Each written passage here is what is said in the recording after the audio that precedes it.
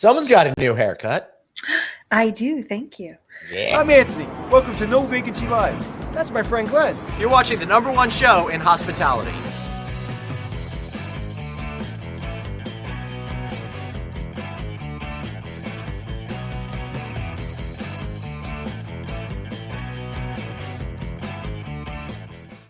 Hey, everybody. I'm Glenn Haussman. That is the incredible doctor, producer, Suzanne Bagnera. You're watching No Vacancy Live. It is March 17th, 2022, episode 602. Question for you, Suzanne. Will I take a breath or just do one sentence this entire show? You better take a breath, please. So today is a global holiday for drinking and boozing it up. So what's your big plan? Actually, my crock pot is been cooking since about 7:30 this morning. Yeah. I've got my corned beef dinner going, so that'll be my take. I don't know. I guess probably being in the industry for so long and having worked in our restaurants on St. Patrick's Day, I am like so much of a person that like, let's just stay home. Like even somebody was like, "You want to go out for lunch today?" I was like, Right. "No, today's like amateur day for drinking. Yep. I'm all set." Yeah. It's so funny you should say that. Amateur day for drinking in the hospitality industry, that equates to the annual brand conferences. Now, all of us out on the road, going to all the financial conferences, all of those events, the design conferences, the technology conferences, we're of a different breed because we're on the road. We know how to do it. But you get those amateurs, those GMs, those DOSMs, and look out. That's where the fun stuff happens, though, right? Yeah, it sure does. It sure does. All right. I want to thank everybody for being here. And I want to thank our sponsor, Ideas. Let's hear a quick note from them.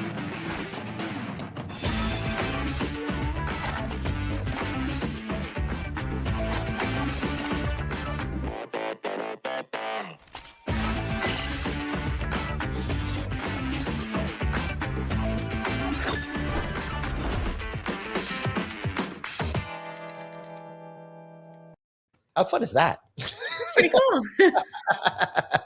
Yeah, I like that. That's pretty cool. So again, go check out Ideas or at ideas.com. They're going to help you with your revenue strategy out there, and they'll be joining us through AHOA. I'm looking forward to that. All right, Suzanne, another really thing I'm excited about is that I am partnering with Hotel Effectiveness for a party next Tuesday night during the Hunter Hotels Investment Conference. Please join us on Tuesday, March 22nd from 6:30 to 9:30 p.m. at White Oak Kitchen and Cocktails. It's at 270 Peach Street Northwest, right around the corner from the Host Hotel. If you want to attend, click that link or drop me an email, glenn@novacancynews.com, and I'll let them know that you're coming. So, Suzanne, we're going to keep it on the short side today because it's so weird. Like today feels like a Friday, but it's a Thursday, but wasn't it just Monday? I don't honestly know where this week went. This was school vacation week for me. And Right. so it was like, get your checklist done week. Right. And I really don't know how we're at the end of Thursday and my break is over and reality has to set completely back in on Monday. Yeah, that's no good. See, I just never get to take breaks, so I don't have to worry about that. We got a little visitor here today. Oh. Kat. She came to say hello, right? My dog Asia, equally as black, is just sitting on her bed saying, this is just not cool for me. Yeah. Yeah, I think she came up because I've got this water over here and she just wanted to have a quick sip. So all right. Where are your kids when you're teaching? Do they have any big spring break plans? Are they still going away? Because I remember when I was on spring break in college, I would go from University of Maryland down to Florida. I went to Panama City a couple of times, for example. Where do the kids go these days? That was a polling question I asked all of my kids before they kind of took off. And in reality, most of them were like, not so much. I think one was heading off to Mexico. Yeah. There's a local firefighters fair here that I have yet to check out, but most of them were like, that's what they were going to do. But it seemed like they were just kind of taking it easy and chill. So I don't know if it was they just didn't feel like traveling or you're already down here in paradise. So it's the alternative for them would be to go to somewhere cold. Although I have noticed that some of my colleagues, they've traveled north, and I see them in like Right. Chicago and New York, and they're, Michigan, they're checking out some other places. And they're Very, real fun to go. it seems very Jewish, because my people, we like to suffer. So I like that. It's like, we got too much of a good thing down here in warm Florida. Let's go all the way up north and be chilly. Well, I guess it's like the last ditch opportunity to get Yeah. your coolness in, because by the time you Right. get back, once April starts to go around, although yesterday it was over 90 degrees here yesterday. So My goodness. yeah, That's, little toasty. It's only March. I know. I was not. I think yesterday when I had let you guys know, because I know Anthony was flying into Florida, I was like, yeah, it'll only be 82. You'll be fine. And then all of a sudden I'm in the car. I'm like, my goodness, it's 90 and there's thunderstorms coming. Yeah. So how are you adjusting to all that heat? Because it's really weird, because you have to have all sorts of different rituals when you live in Florida. Everything's kind of the opposite as it is up here in the Northeast. Here in the Northeast, you put a jacket to go on outside. There, you usually got to bundle up to go inside, right? It is. And it's funny because when I moved here and I packed from up north, I'm thinking, okay, I'm moving in the summer. I'm going to just literally stay, tank tops and tank dresses. Yeah, not the smartest thing, because what I didn't think about was all the air conditioning inside. So it was, having those little sweaters or those jackets or what have you. So yes, there's been many occasions where, like, even today, I was like, I think I better put a long sleeve shirt on. Although this one works a lot better than the green one I had on before, because otherwise I would have just been a floating head. I want to do that one day. Just be a floating head. Hey, Craig, how you doing, brother? See, I knew I did. Craig, I just put the pineapples on just for you, just to make you happy today. That's really awesome. So what else is going on these days? Any news in hospitality that you find interesting that's happening by any chance? I'm excited to see what you all are starting to learn from all the different conferences that are out there, and really seeing industry leaders getting together and then thinking about kind of the hashtag that I've kind of focused on is collaboration before competition. So when everyone's getting together, are they looking at trying to work together and advance our industry, because we know we've got so much in terms of a labor crisis, or not? Right. I'm going to be really interested to see what the attitude is next week when I go to the Hunter Hotel Investment Conference. Again, it's one of my favorite conferences of the year. It's super chill and laid back, but that doesn't mean I'm going to hear stuff that I happen to agree with. So it'll be interesting to find out whether or not people are getting on our page with you've got to make proactive changes in order to get people to want to work with you, or are they still going to be playing the blame game that I've been seeing on the road that's been predominant for the last year? You have a hunch? I really inherently, I'm hospitality spirit. I want to see that we can get to that next point and get over this hurdle, but I'm still not convinced that everyone's really quite at that point yet. And so I would love to say everyone realize, go back to basics, hire the right people, recruit them correctly, onboard them properly, get them trained, make them a part of the team and the culture. I know we talked about that this week. And then advance them, retain them. And so I'm hoping that people will see that, but I still feel like people are exhausted, and maybe they're still a little bit bitter right now, and they might struggle. So I'm hoping that there's a difference. I really hope that too. So I'm going to be hosting a panel on Wednesday, March 23rd at 11 o'clock called Brands Tipping the Scale. And that should be an interesting one. But just a quick show note, that day we'll be starting our show at 12:30, because I'm going to be on stage till about 11:50. And that brands panel should be really interesting, because I'll be talking to companies like Hyatt about what their strategy is going forward.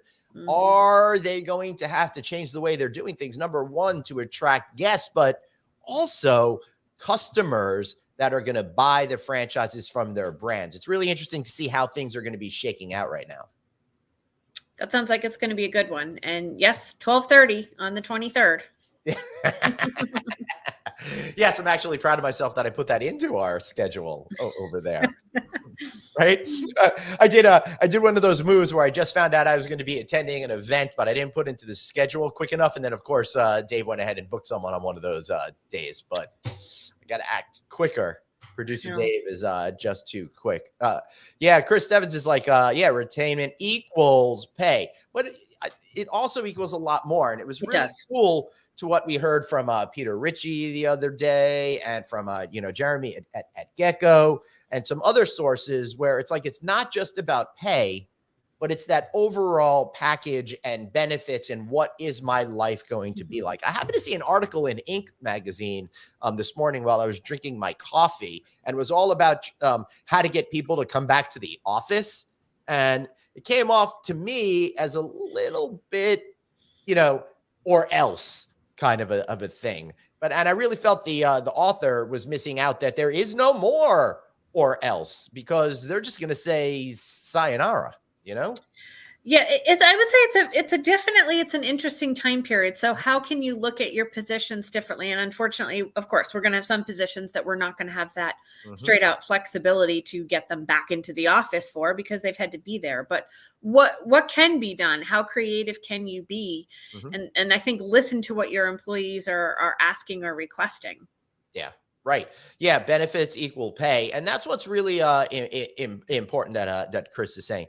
You got to have those benefits. You've got to think about the overall life that the person is going to have. One benefit might be that flexible scheduling, or you don't have to work 24 hours a day, or put your phone down. You don't have to deal with X, Y, and Z. So really think about how more to match people's lifestyles and how they want to live, and how you could fit into that.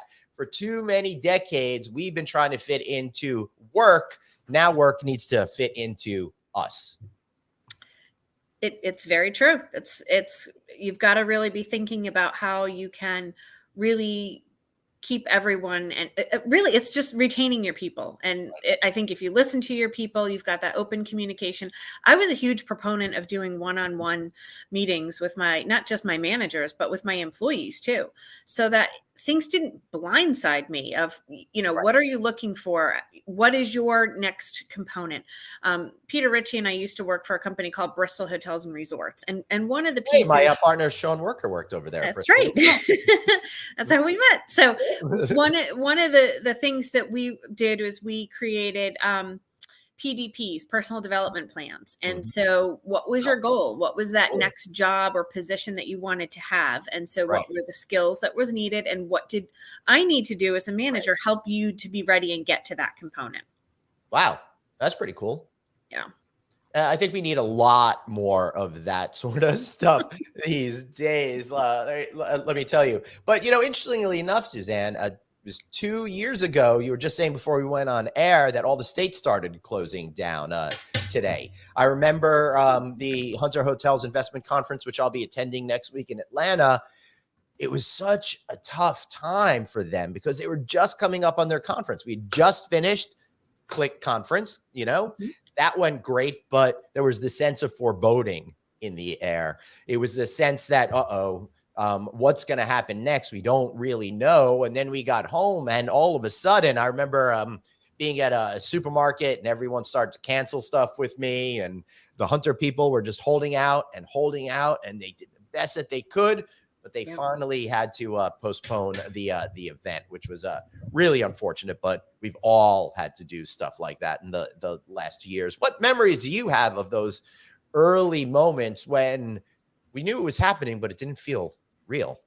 Well, interesting. I kind of thought about it again, even this morning, because this was the day where everything really shut down. But yet in Massachusetts, they still allowed daycares to stay open for that additional, I think it was like 1 or 2 weeks. Right. And so I was like kind of teetering. I was like, you know what?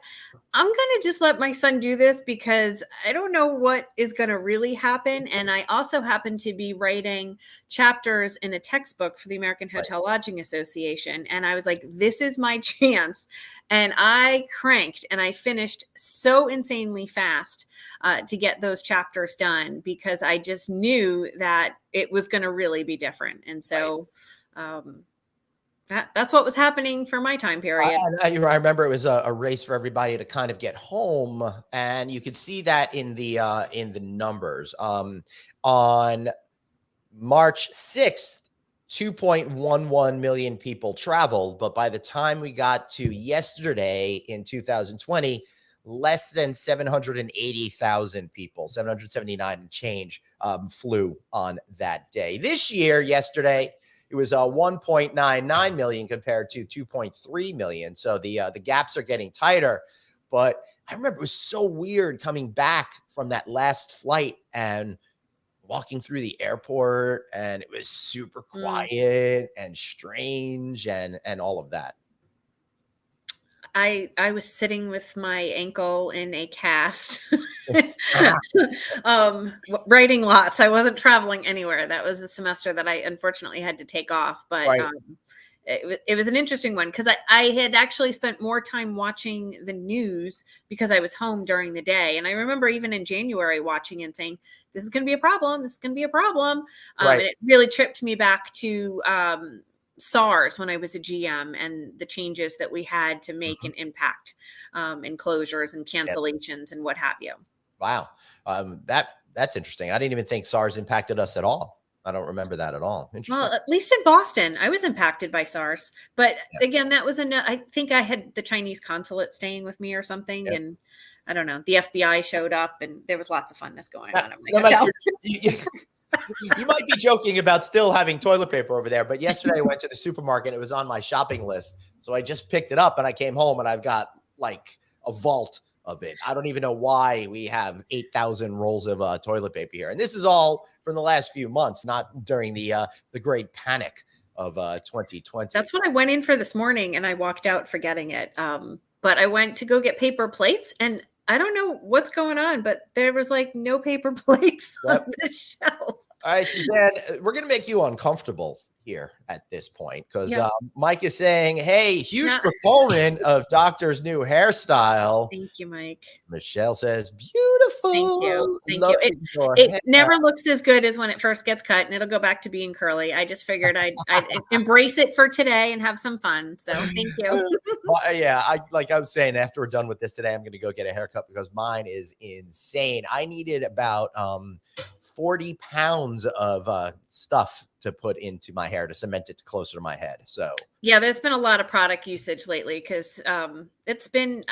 I was supposed to get my haircut back in October, and that happened to be the day my husband had a stroke. So this was the first week I've been able to like actually try and do something to take care of myself. So well, it looks now it's a Florida do.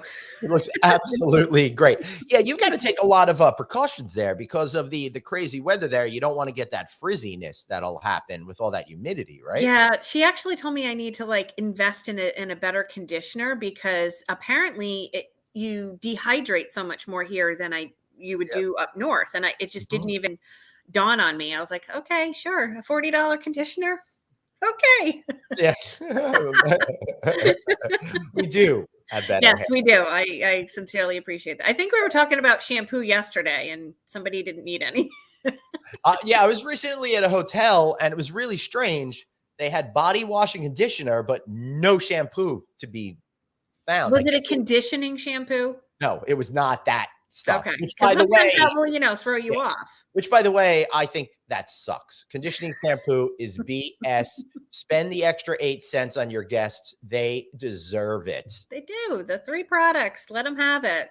Right. And most of them are doing it sustainably now anyway in the packaging in the shower as opposed to the individual pieces. So I do like that.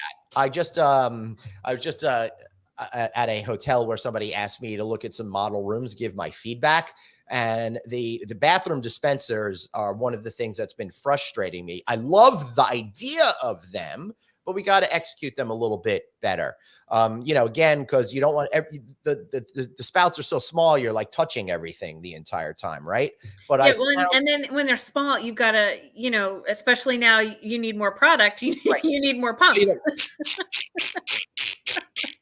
Like, why do I have to pump this thing 5,000 times in order to get this much body wash? Yeah, but now they've got these great ones at the dispensers where you can pull the handle from underneath. And I think that's, I like that one really cool. Now, combine that with a faucet in the sink that actually comes out and I don't have to hit my hands against the porcelain. Well, then you've got a guest for life. The problem I have now when I go to all of these places as I'm trying new experiences in a new area, I find all of these faucets that are short. Yeah. And then I look in the mirror and like I see your face saying, I told you they're too short. Why do I have to be the one to tell all of the globe that this is a ridiculous situation? And of course, I go to type an angry note to whomever, and then I'm stuck at the desk in a chair that's like 2 feet tall, and my hands are like this on the desk. But we'll save that for another show. I've got a lot of aging problems, Craig. You know, It is a problem. well, what can I tell you? Anything else in your mind today?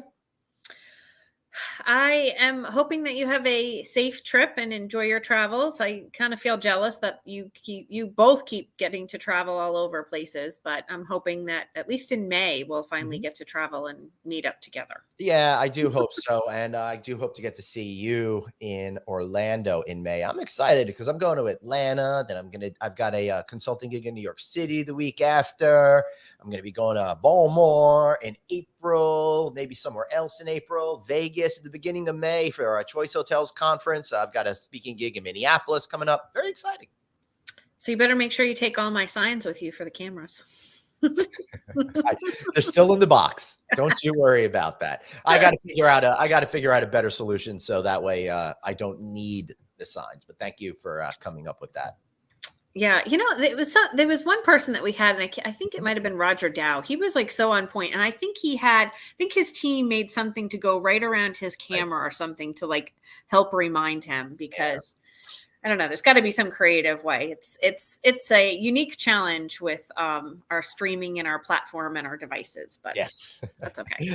All right, everybody. I know we had a little shorty today, but make sure you download all the audio podcasts at Apple Podcasts, iHeartRadio. If you want to talk to Anthony, he's at Anthony Hotels. I'm at Traveling Glenn.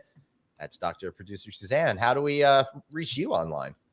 You can find me at Indian River State College. I'm the director for the Hospitality Institute. I'm down in Vero Beach on the lovely Treasure Coast, and I am happy to help anyone advance their educational career in hospitality. Nice. Now, Craig is mentioning that we're going to be in Atlantic City in August for Fish, but Craig, I was only going through till June, the beginning of June, because my calendar doesn't go that far on my wall that I'm staring at over there. But we'll be talking a lot more about that. And I know you're not going to want to come to that, Suzanne. That's no, I think I have to look. I think my cousin's getting married, but it was put off so many times. I don't remember now when the new date is. Yeah. So I might have to come north. But I'm trying to actually, that's part of this week's challenge is figure out what are you going to do for summer? Yeah. This is my first time where I'll have to teach now over the summer. So a little bit different. Yeah. And I don't know why Dave is calling me now. Probably because our guest is not here today. That'd be my guess. We'll figure that out. Thanks for watching. Tune in tomorrow night, 5 p.m. Friday Night Auto with my great buddy, Craig Sullivan, and producer Dave is there anyway. I don't know. I don't want to say anything nice about him. He'll get the wrong idea. All right, everybody. Thanks so much. Really appreciate it. Remember, you've got one life, so blaze on and be kind to yourself. See you later.